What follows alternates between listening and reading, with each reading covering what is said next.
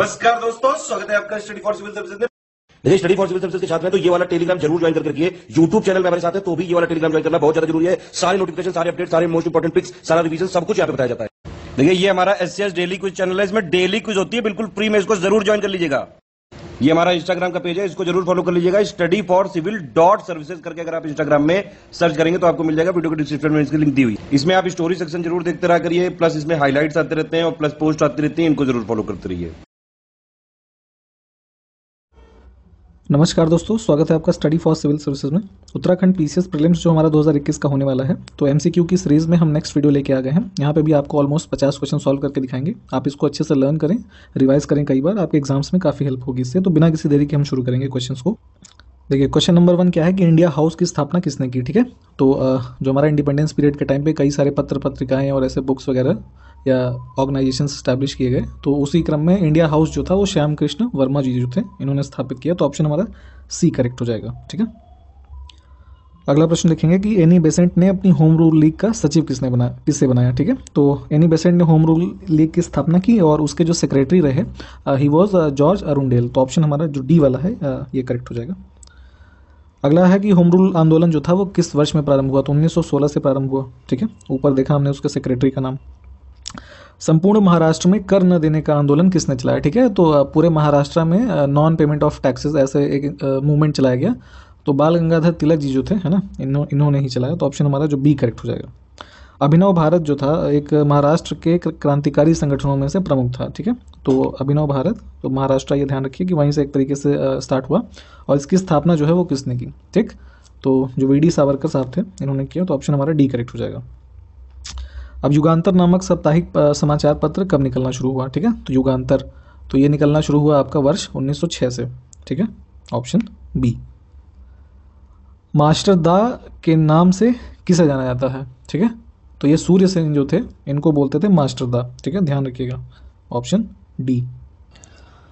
अगला प्रश्न है कि इंडियन नेशनल यूनियन का नाम बदलकर इंडियन नेशनल कांग्रेस का रखने का सुझाव किसने दिया। ठीक है, तो पहले एक ऑर्गेनाइजेशन रहा इंडियन नेशनल यूनियन। ठीक है, तो इसमें से सुझाव दिया गया दादा भाई नेहरू जी के द्वारा कि इसको चेंज करके इंडियन नेशनल कांग्रेस कर दो, है ना।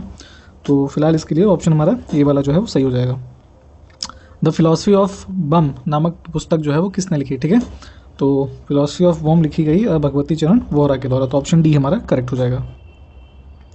मुस्लिम लीग ने प्रत्यक्ष कार्रवाई मतलब कि डायरेक्ट एक्शन डे किस दिन मनाया। ठीक है, तो जब उनकी ऐसे मांग पार्टीशन की नहीं मानी जा रही थी, तो उन्होंने 16 अगस्त 1946 को ऐसे डायरेक्ट एक्शन डे मनाने का ऐसे निर्णय किया। इसमें काफ़ी लोगों की जान गई, काफ़ी वायलेंस हुआ, स्पेशली बंगाल वगैरह के रीजन में, है ना। तो इसको देख लीजिएगा एक बार डिटेल में, काफ़ी इंपॉर्टेंट फैक्ट्स हैं ये सब।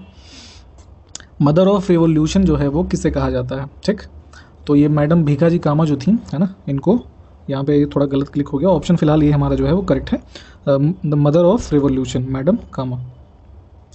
अब सुभाष चंद्र बोस जो हैं वो अध्यक्ष पद से इस्तीफा कब दिया। ठीक है, तो इसमें कुल मिला के बात हो रही है इंडियन नेशनल कांग्रेस का जो एनुअल सेशन होता था, तो उसमें एक प्रेसिडेंट होते थे ना। तो 1939 का जो सेशन था, है ना, उसमें इन्होंने इस पद से इस्तीफा दे दिया as a president of Indian National Congress. तो हमारा कौन सा ऑप्शन करेक्ट हो गया, बी वाला। चलिए, अगला है कि ढाका अनुशीलन समिति की स्थापना कहाँ हुई। तो ऐसा एक संगठन स्थापित किया गया 1905 में। ठीक है, ढाका अनुशीलन समिति। 1916 में लोकमान्य तिलक पर लगे मुकदमे की पैरवी किसने की, मतलब कि उनका जो कह लीजिए एडवोकेट हुआ वो कौन था। ठीक है, तो ताज्जुब की बात है, मोहम्मद जिन्ना जो थे, है ना, इन्होंने ही उसकी पैरवी की लोकमान्य तिलक पे लगे मुकदमे की। तो ऑप्शन हमारा जो बी वाला करेक्ट हो जाएगा। कांग्रेस की प्रथम महिला अध्यक्ष कौन थी। ठीक है, तो एनी बेसेंट। देखिए, प्रथम महिला अध्यक्ष अगर आपसे पूछा जाए तो ध्यान रखिएगा एनी बेसेंट होती हैं, मतलब थी। और अगर पूछा जाए कि फर्स्ट जो है वो इंडियन वुमेन कौन होंगी, है ना, तो वो सरोजनी नायडू हो जाएंगे। ठीक है, ऑप्शन सी वाला। तो फिलहाल इस प्रश्न के लिए ऑप्शन बी करेक्ट है। अब हंटर कमेटी में कितने भारतीय सदस्य थे। तो जो हंटर कमीशन इंडिया में भेजा गया तो उसमें 3 सदस्य थे। ठीक है, तो ऑप्शन हमारा सी करेक्ट हो जाएगा। खिलाफत आंदोलन जो चला वो किस वर्ष समाप्त हुआ, आपसे यहाँ पे ये पूछा जा रहा है। तो वर्ष 1924 में, ऑप्शन डी करेक्ट हो जाएगा। मुस्लिम लीग का गठन कब किया गया। ठीक है, तो ढाका के अंदर ही वर्ष 1906 में मुस्लिम लीग का गठन किया गया। पख्तून नामक पत्रिका जो है वो किसने निकाली। ठीक है, तो पख्तून नामक पत्रिका ये जो खान अबुल गफ़ार खान थे, इनके द्वारा, तो ऑप्शन बी हमारा करेक्ट हो जाएगा। इन्होंने इस मैगजीन को प्रकाशित किया। 1920 में कांग्रेस के कोलकाता के अधिवेशन की अध्यक्षता किसने की? ठीक है, तो जितने भी इंडियन नेशनल कांग्रेस के इंपॉर्टेंट सेशंस हैं उसके वर्ष और उनके जो प्रेसिडेंट्स रहे उसके नाम आप जरूर लर्न करें। तो 1920 में जो कैलकाटा में हुआ ये लाला लाजपत राय ने इसके अध्यक्ष रहे। तो ऑप्शन हमारा बी जो होगा करेक्ट हो जाएगा। अगला प्रश्न कि जहीर उल दीन मोहम्मद बाबर के पिता का क्या नाम था? ठीक है, तो ये कुल मिला के बाबर का पूरा नाम था जहीर उल उद्दीन मोहम्मद, है ना। तो इनके पिता जो थे उमर शेख मिर्ज़ा नाम था उनका। तो ऑप्शन हमारा B correct, sorry A correct हो जाएगा। ठीक है, 1526 में बाबर ने पानीपत के प्रथम युद्ध में किसे हराकर मुगल वंश की स्थापना की? ठीक है, तो अभी इससे मिलता जुलता प्रश्न पहले भी आपको करवाया गया है। ठीक, तो किसको हराया इन्होंने? इब्राहिम लोदी को। ठीक, उसके बाद दिल्ली और आगरा जैसी जगहों पे कब्जा किया और इन्होंने मुगल वंश की स्थापना की बाबर ने खानवा के युद्ध में राणा सांगा को कब हराया था? ठीक है, तो कुल मिला के ये पूछा जा रहा है कि राणा सांगा जो खानवा के युद्ध में हारे वो किस वर्ष में युद्ध किया गया? तो 1527 में, ऑप्शन सी। किस युद्ध के जीतने के बाद बाबर को गाजी की उपाधि दी गई, है ना, उसको मतलब गाजी बुलाया जाने लगा, उसको उसकी उपाधि दी गई। ठीक, तो खानवा का युद्ध ही जो ये था ऊपर वाला, उसके युद्ध के बाद इन्हें गाजी कहा गया। बाबर ने घाघरा के युद्ध में महमूद लोदी को कब हराया था? इसमें भी वर्ष बताना है आपको। तो घाघरा का जो युद्ध हुआ वो वर्ष 1529 में हुआ। तो ऑप्शन डी। बाबर की अंतिम लड़ाई इनमें से कौन सी थी? ठीक है, तो बाबर ने घाघरा का युद्ध ही जो है उसने ये लड़ा। कलंदर की उपाधि किसने धारण की? ठीक, तो जैसे टाइटल्स वगैरह काफ़ी ध्यान से लर्न करें। कलंदर जो है किससे कहा गया? ठीक, तो ये बाबर को ही कहा गया। तो ऑप्शन हमारा डी करेक्ट हो जाएगा। उस्ताद अली और मुस्तफ़ा किसके तोपची थे? मतलब कि आर्टिलरी, तो ये जहांगीर, हुमायूं, अकबर और बाबर। ठीक है, तो फिलहाल बाबर के ही ये तोपची थे। और कुल मिला के जो जैसे कि बारूदों का एक तरीके से कह लीजिए इंट्रोडक्शन हुआ इंडियन टेरिटरी में तो बाबर के टाइम से ही हुआ, है ना। ये मसाले और ये सब विस्फोटक लेके आए और तोप वगैरह काफ़ी इनके पास थी। तो ये उस्ताद अली और मुस्तफ़ा इन्हीं बाबर के तोपची रहे। काबुल में चांदी का शाहरुख तथा कंधार में बाबरी नामक सिक्का जो है वो किसने चलाया? ठीक, तो पहले भी आपसे ये पूछा गया है शाहरुख और ये कंधार में बाबरी नामक सिक्का, तो बाबर ने ही चलवाया था। तो ऑप्शन ए करेक्ट हो जाएगा। शाहरुख नाम का सिक्का चला चांदी का जो था काबुल में, और कंधार में बाबरी नामक सिक्का चला। तो ऑप्शन हमारा ए करेक्ट हो गया। अगला प्रश्न कि बाबर का मकबरा कहाँ स्थित है? ठीक है, तो बाबर की मृत्यु के पश्चात उसका जो मकबरा बनाया गया वो कहाँ पे बनाया गया? तो दिए हुए स्थलों में से काबुल में उसका मकबरा वर्तमान स्थिति में उपस्थित है। तो ऑप्शन सी करेक्ट हो जाएगा। अब बाबर ने अपनी आत्मकथा किस नाम से लिखी है? तो उसने जो अपनी ऑटोबायोग्राफी लिखी है ना, उसका नाम है बाबरनामा। तो ऑप्शन हमारा कौन सा करेक्ट हो गया? सी। बाबरनामा का फारसी में अनुवाद किसने किया? ठीक है, तो इस पुस्तक का जो फारसी में अनुवाद किया गया वो अब्दुल रहीम के द्वारा। तो ऑप्शन हमारा ए करेक्ट हो जाएगा। आप हमें कमेंट करके बताइए कि जो बाबरनामा थी ओरिजिनली उसको बाबर ने किस भाषा में लिखा। बाबर ने काबुल पर कब्जा कब किया था? ठीक है, तो दिए हुए वर्ष में 1504 ईस्वी में उसने बाबर पे ये काबुल पे कब्जा किया। Option A. अब बाबर ने जिहाद किस युद्ध में घोषणा किया था, है ना, तो जो जिहाद की घोषणा हुई खानवा के युद्ध में। तो ऑप्शन हमारा कौन सा करेक्ट हो गया? बी वाला।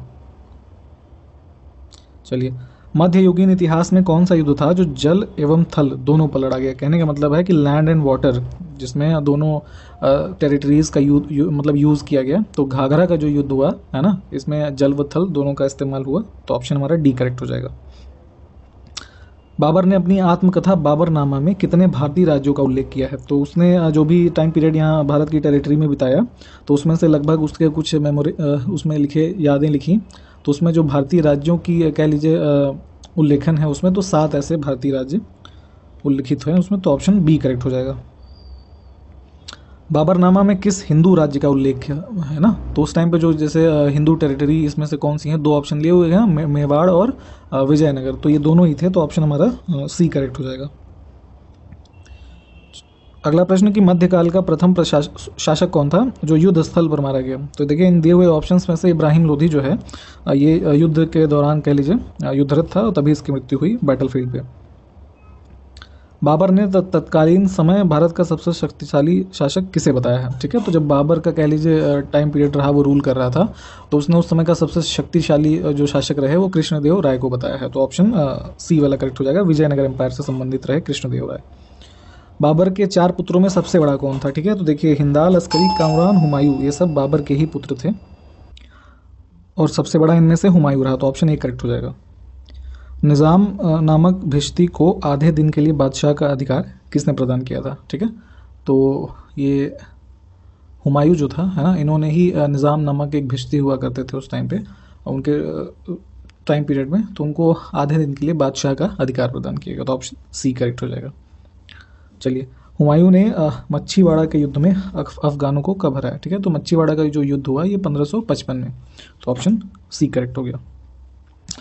हुमायूं ने सिकंदर सूर को सरहिंद के युद्ध में कब हराया? ठीक, तो ये भी 1555 में ही हुआ, तो ऑप्शन सी करेक्ट हो जाएगा।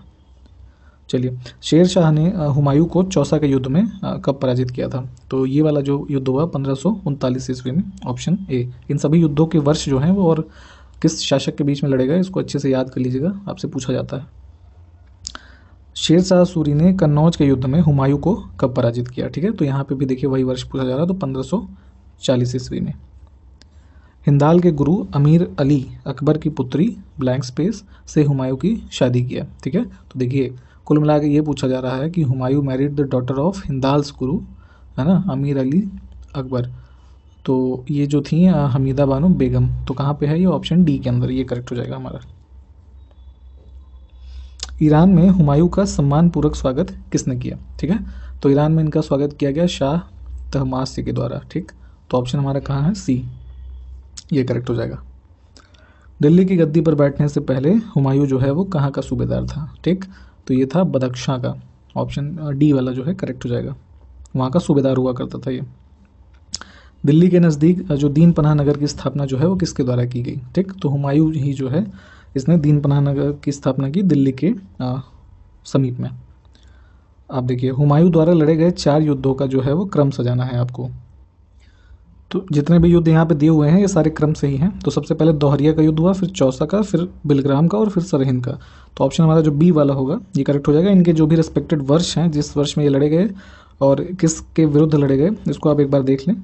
और यहाँ तक ही आज रखते हैं, अगले वीडियो में मिलेंगे, है ना। तब तक इन प्रश्न को अच्छे से आप याद कर लें। धन्यवाद, जय हिंद।